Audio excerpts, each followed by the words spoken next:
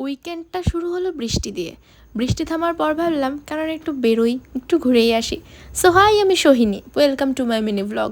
প্রথমে তো কাঁচরাপাড়ার ওদিকে একটা কাজেই গেছিলাম। দেন মনে পড়লো যে একটা কানের কেনার আছে, কারণ আর 1 মাস পরেই বান্ধবীর বিয়ে, তার জন্যই প্রিপারেশন নেওয়া। শাড়ি তো সেট হয়ে গেছে, তো জুয়েলারি সেট হয়নি।